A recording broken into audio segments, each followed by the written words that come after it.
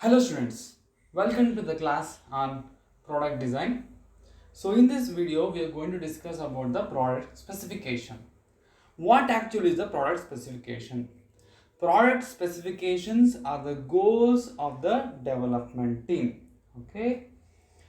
So in product development process, so we are going to come across the specification in two different steps.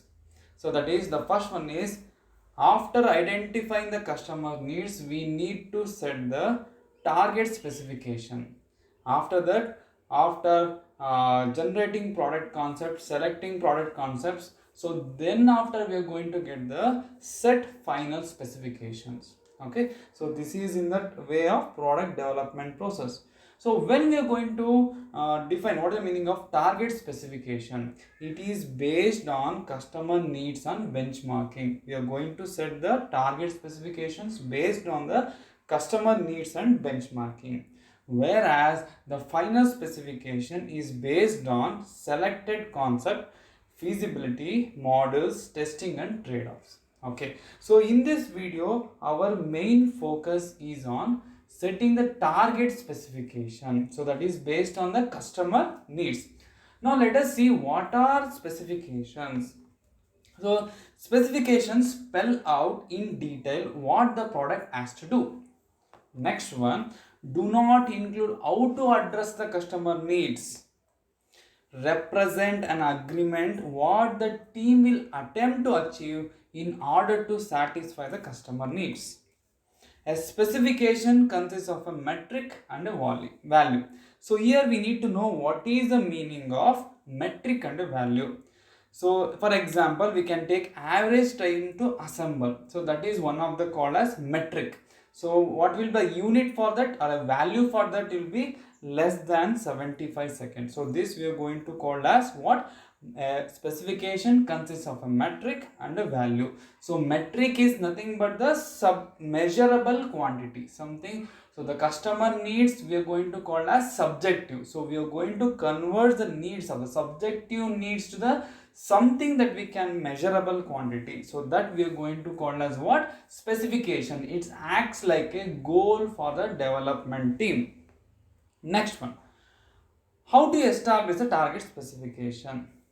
So the process of establishing the target specification contains 4 steps. They are: prepare the list of matrix. Second step, collect competitive benchmarking information. Third one, set ideal and marginally acceptable target values. And last one, reflect on the results in the process. Okay, these are the various steps in the developing established target specification. So let me explain this step by step one with the help of a case study. So that will be the better way that we can understand this concept. So I am going to consider design and development of a thresher. What is the meaning of thresher? Thresher is a machine, or we are going to call it as threshing, is separating grain from a plant. So this is a machinery from a farmers. Okay, so threshing is a separating grain from the plants. So what is the first step we need to do is identifying the customer. That is a previous step in the process of product development. So first we need to gather the customer identification. After collecting the data from the customers by interviewing and all the different methodologies what we have discussed in the previous video, so we have come across the various different needs of the customers. So that has been listed out here, and also for those needs we are given the importance. Okay, so 5 is for higher importance and 1 is for the lower importance. So based on the needs, so we have given the importance, which need is more important as per the customer point of view.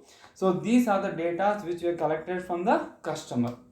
Now what is step number 1? So we have to prepare the list of matrix. Okay, so from the customer needs we are going to prepare a matrix.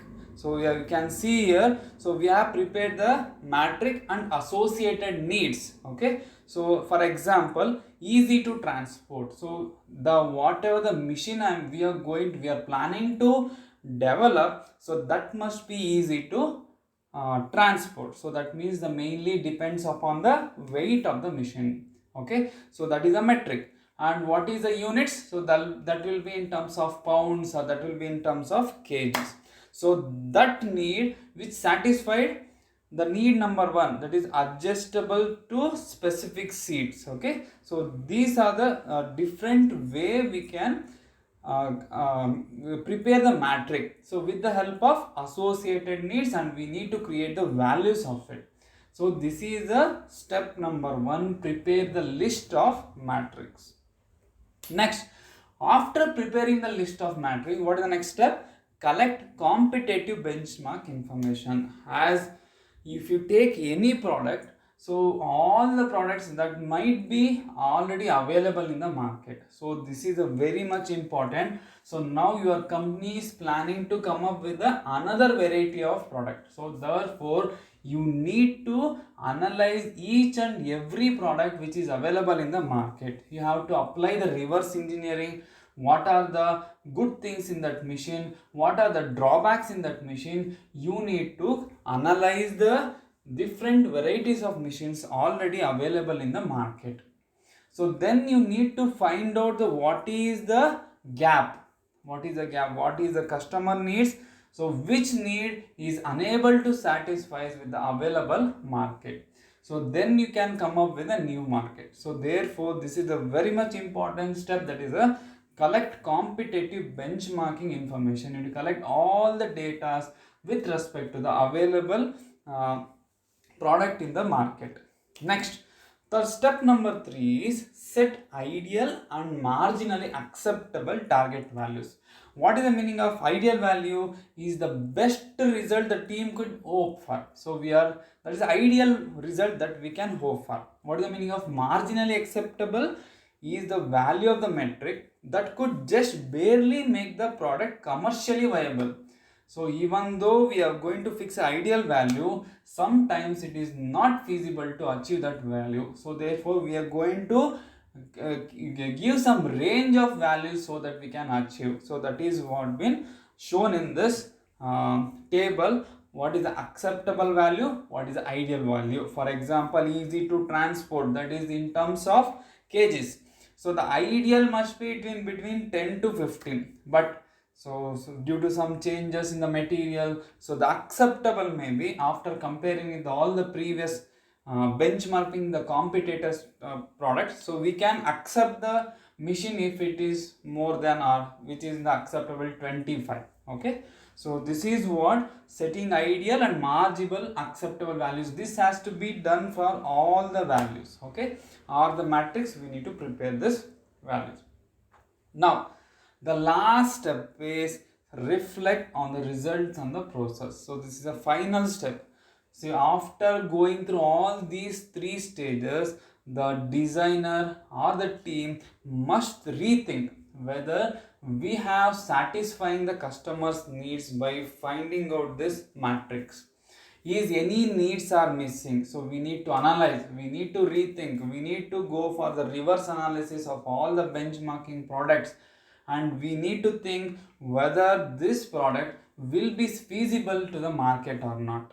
So if it is feasible to the market, so then only we need to proceed further, or else we need to go back from the step 1. We need to go for several iterations. We need to do the group discussions among with your team members. Then we need to come up with the next step process. Okay, so this is about the setting target specification. I hope you understood. Thank you. Namaste.